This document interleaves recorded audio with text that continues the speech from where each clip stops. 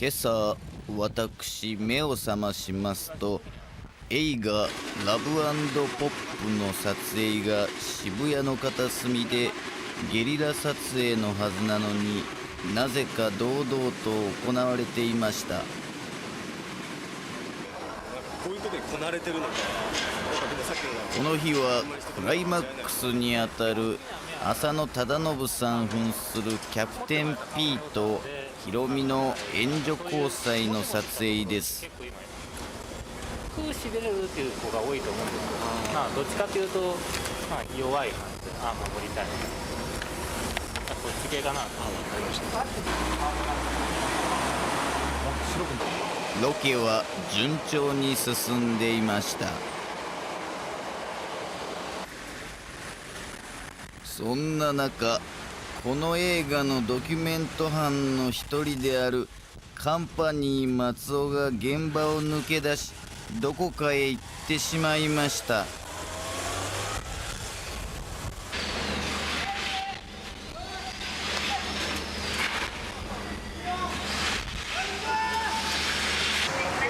撮影に飽きた松尾は新宿に向かっていました。いや、今から行ってきます。頑張ります。名前をどうぞ。松梨智子と言います。この人たちはこの格好のまま北海道に渡り、セックスしながら旅をする AV 監督と出演者で、松尾の友人です。そう、松尾の本職は AV 監督、それもハメ撮り監督です。この日、ラブ&ポップの特報の試写とオーディションが行われます。ドキュメント班の撮影はこの日から始まりました。クランクインを3週間後に控えているにもかかわらず、スタッフ周辺は何やらぐちょぐちょしていました。安野さんがなぜラブ&ポップを選んだかっていうこともいまだにまだわからない不明な部分が多いし、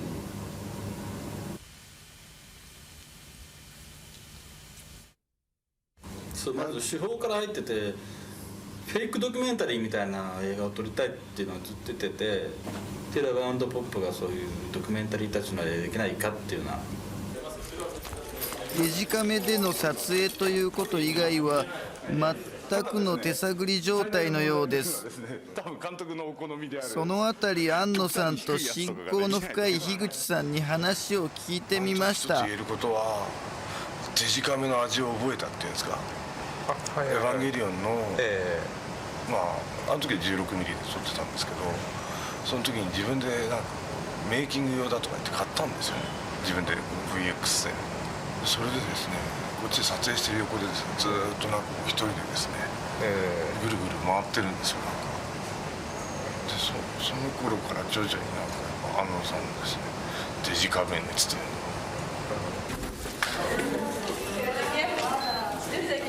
さっき話聞いてたら、撮り方を聞くとやっぱりドラマじゃないかっていうのもあるし、最初はなんていうんですか、結構めちゃくちゃなことやるぞっていうようなですね、ことに言ってるんですけどね。変な予定調和は一切いらないし、そういう意味ではぶっ壊れてた方がいいと思ってるから。でも安野さんそうは言っておきながら途中でまとめに入ったりとかする。そうなんですか。なんだろうな、あれ。ドラマなのかドキュメントなのかわからないままのオーディションは、まるで自分の中のヒロミを見つける作業でした。そんなカメラ片手のおじさん相手に役をもらおうと媚びを売る少女たちという光景は援助交際さながらです。安野が壊れるところを撮ってほしい。これがドキュメント班への唯一の要求でした。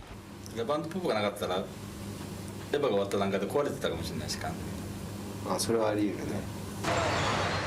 そもそもデジカムで撮影したフェイクドキュメントをテレビ東京の深夜枠でという発想は、その方法論だけを残していびつな形で映画へと移行していきました。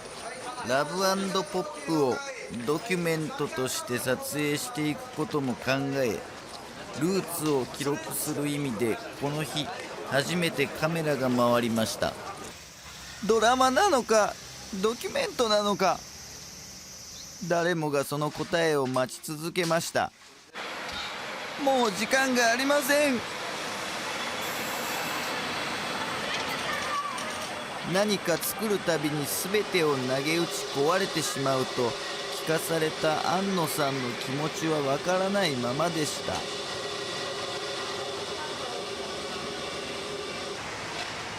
主演は三輪明日美さんです。どうしようドラマ出たことないんですよ。初めてなんですよ。もう大変なぐらいドキドキですね。徐々に普通の映画のシステムに組み込まれていくラブ&ポップ。撮影前の気持ちを庵野さんに伺いました。見せたいもの、なんか撮りながら探していくっていう感じなんですかね。今漠然とした感じでなんかはっきり見えてるもんないんですよ。テーマ的にはなんか何なんでしょうね。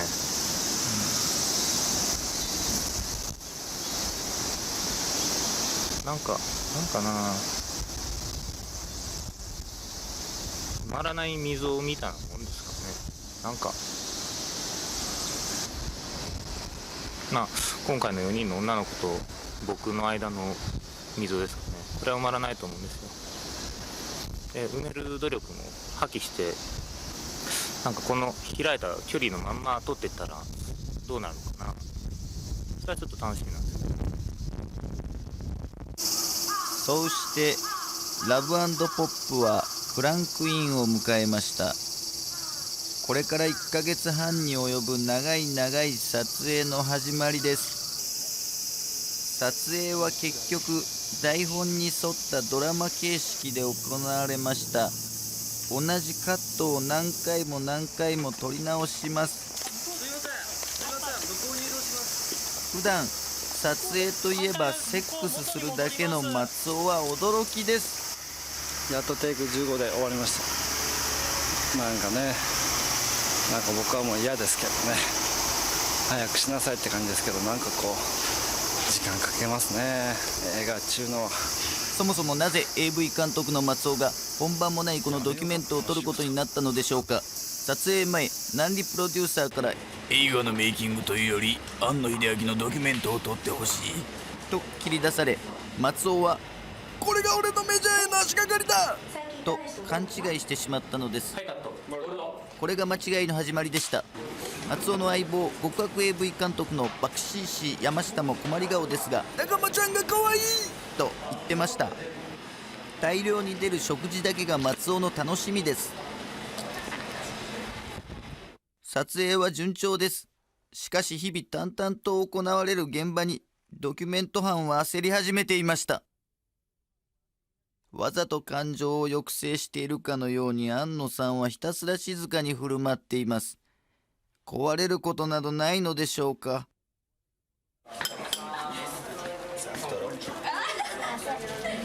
唯一面白かったことは、庵野さんが肉、魚を食べられず、食事の時いつもこういった光景が見られたことです。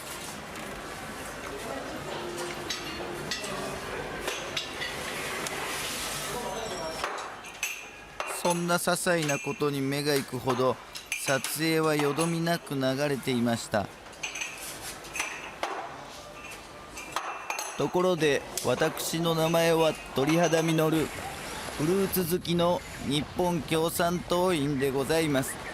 朝の8時から朝の8時までパン工場に勤務しながらこの映画に出演いたしました。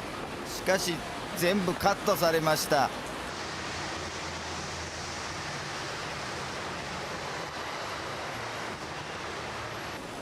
撮影隊はラブホテルへ移動しました。この夜から徹夜で撮影するそうです。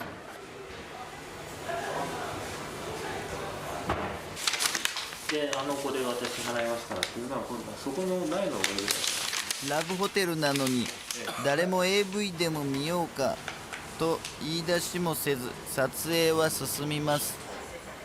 スタッフ出演者とも黙々と自分の仕事をこなして自動販売機で売っているバイブにも興味を示しません。皆さん作品作りに熱心に向き合い集中しています。撮影の邪魔にならないように努めてしまいます。シーン185カット J トラック1、4カメ3カメ。お腹空いてない？いいえ。現役女子高生と仕事でラブホテルで徹夜と聞くだけで世の何人の男が行くのでしょうか。しかし現実はこうなのです。もう一回行きましょうか。はい、もう一度。セリフどのぐらいで考えてる？女性出演者への態度とは打って変わり、浅野さんへの演出には熱が入ります。接触は持っててもですね、基本的には記述してるわけですよね、言うて。まあ来るものはこのまずなんですけど、こちらからはいかないんですよ。100均基本的にはもう人は分かり合えないっていう、もう最初からまあ分かり合えないんだったら仲良くする必要がない。だから孤独だとも OK。でもその裏では最後にセリフが裏へ実は植えてるわけですね。ひょっとしたらまああれは自分のことかなと。いやなんか死ぬほど悲しい思いをするっていうのは自分のことですからね。自分がそういう思いしない限りそういうセリフは出てこないと思うんですけど、まあ、身をもって体験するとなれば、まあ彼女というイメージはないですよね。やっぱり僕の中では母親なんで、そういうことかなと思って、まあ、自分が寂しくてなんかこう泣きたくなる時に母親がそういうことしたら、それは人間不信なと思いますから、まあ、女に対する復讐でもあると思うんですよね。社会に対する復讐だったらもうちょっと別の方向に行くと思うんですけど、だから自分の個人の女に対する復讐で、まあ僕の中でやっぱ母親に対する復讐かなというので、こういう行為を延々と繰り返してちっとも悪い気にならないという。普段現場で僕監督と全然喋んない方なんで、そんな中では結構自分としては喋った方かなっていうか、短い割には喋った方だなっていう。だからやっぱ映画入る前に時間があって、それでそういう話がいっぱいできたらもっと良かったのかなっていう気がちょっとしたんですけど。はい、じゃあ待ってください。参りました。シーン189カット I トラック1。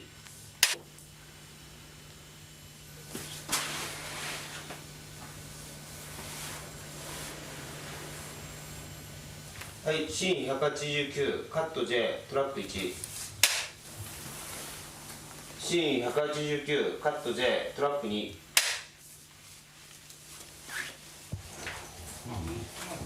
炎天下のハードスケジュールをこなしてきたスタッフにも疲労の色は隠せません。みんな次々とくたばっていきます。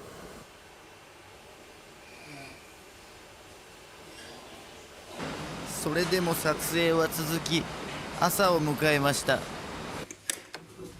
ちなみにドキュメント班に「あんのの壊れるところを撮影しろ」と言ったのはこの人です。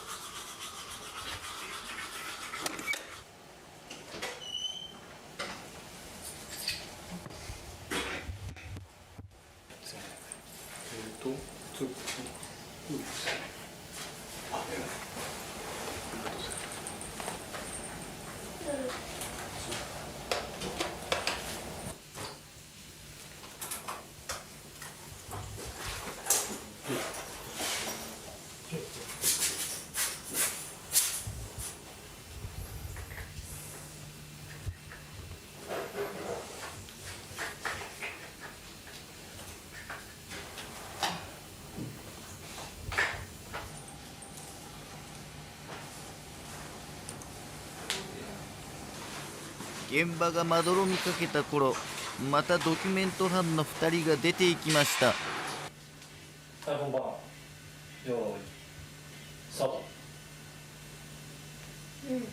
神様に何をお願いするんですか？はいカット。はいカット。はい OK。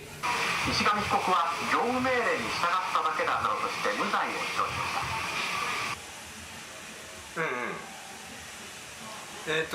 じゃあ三越前ぐらいまで戻ってきてくれる？山下はテレクラで知り合った本物に話を聞きました。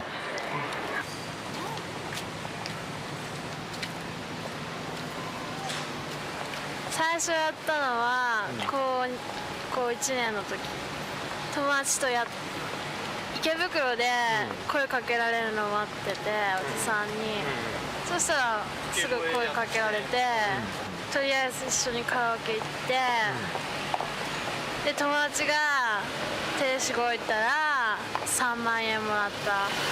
私は少ししかやらなかったから2万ぐらい。友達とかなんか彼氏と遊ぶのにお金ないからっつって、じゃあこれから援助やってくるとかってみんなやってる。いや最初の方はちょっとやばいなと思ったけど、今はもう慣れた。彼氏にバレたらとか、あとは親にバレたらとか。でも友達ですごい人がいてなんかおじさんに最初7万もらって、でおじさんが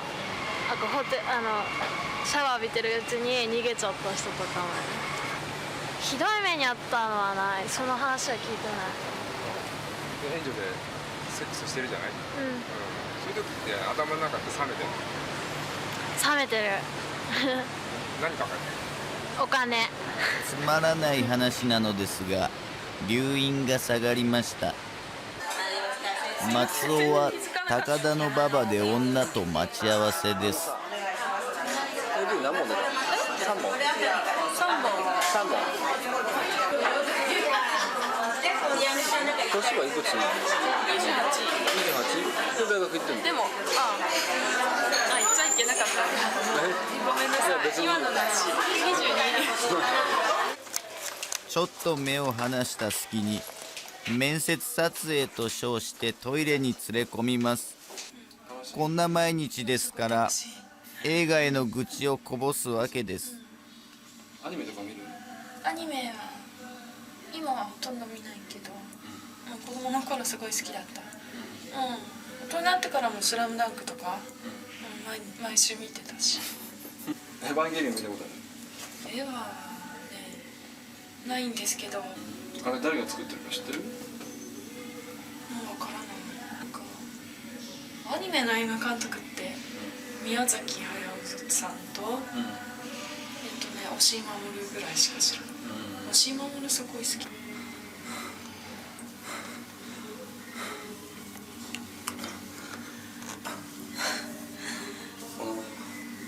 本田カレンです。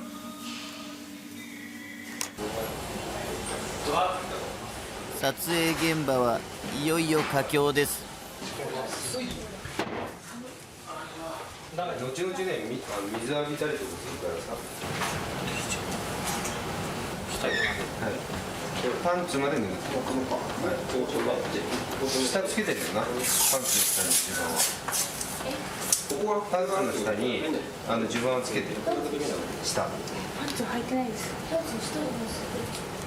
ンツ下に南里プロデューサーが陣頭指揮を取って現場が進みます。ここは映さないわけ。ここから降りるパンツとかが映るわけだから、それはスカートはスカート、パンツはパンツでやった方が使いどころがいっぱいある。いいですよ、それで。いいですか。バスルームでお仕置きするシーンです。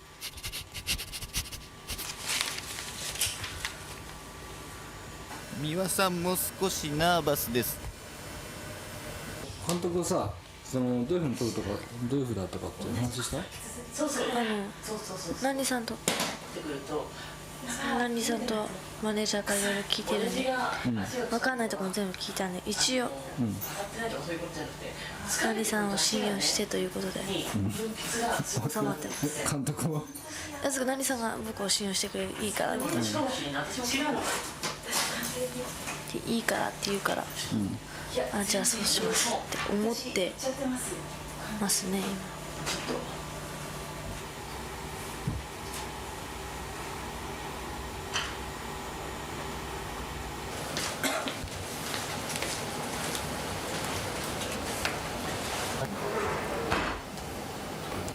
鼻でやってほしいのは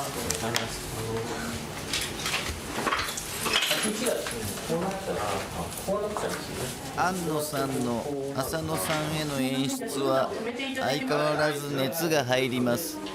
その時に顎を持ってる時にこっちに連れてくるぐるっと回ってこっちにこうこっちになんかこう芝居は大丈夫だよ。最後までいるんですね。最後まで。そこでもしあれだなんかこう倒れなかったらそのヘルメット持ってグイッとやっちゃってください。必ずその背中についてこう座るっていうのがはい、じゃあみんな逃げ。はい、はい、はい。本番用意スタート。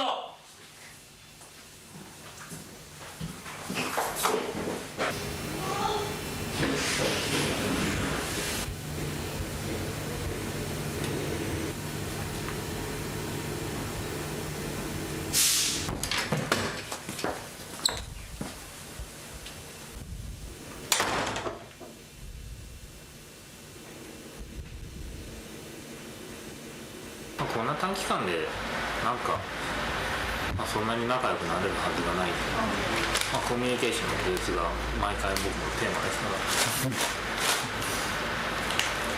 ら一番嫌なのがなんかこう見せかけのそういうのをあったように見せるっていうのだけはちょっと避けたいな、ないならない、あるならある、それは真実にしたいんですよね、フィクションの世界に。安野さんってどんな人？いやー、面白いつか変わった人です。全然変わらないですよ、初めの印象と今もそうですけど、何が起きてるか分からないですよね。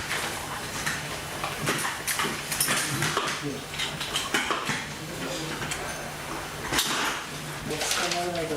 全部どう？苦手気になる。これにどっちみち編集してまた細かく伝えたりとかする。それがダメなんだな。どんどん裸には見えるけど大事な部分は見えてないっていう。またよっしゃ。じゃあ次行こう。どうもお疲れ様です。お疲れ様2日間36時間に及ぶ撮影は終了しました。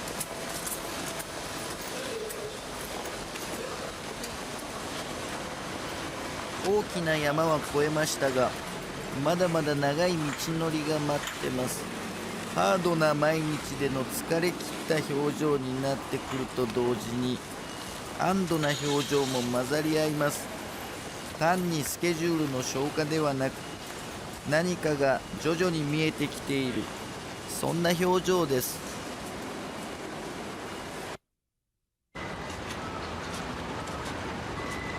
1ヶ月後、全撮影が終了し、仕上げに取り掛かりました。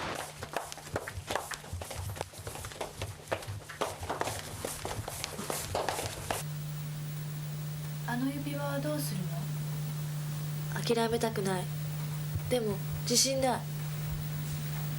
美輪さんも持ち前の明るさで素人として異例の主役抜擢に応えました。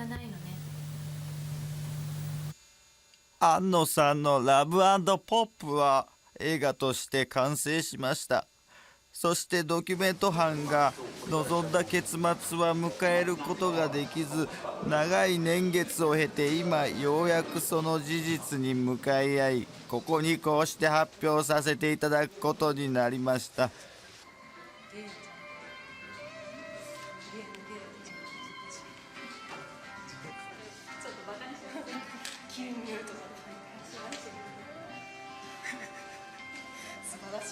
社を愛してるのかどうなんてよくわからないんだけど。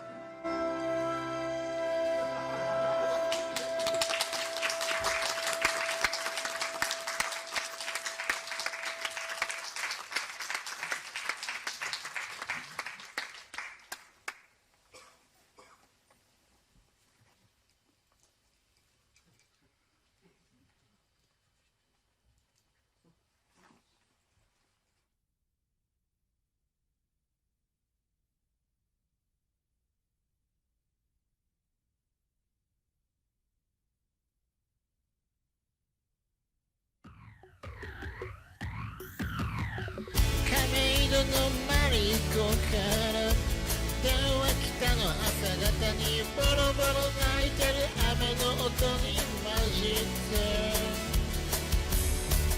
暮らしてる男に出て行けと言われてミー君止めてよと泣いてるけど帰りなさい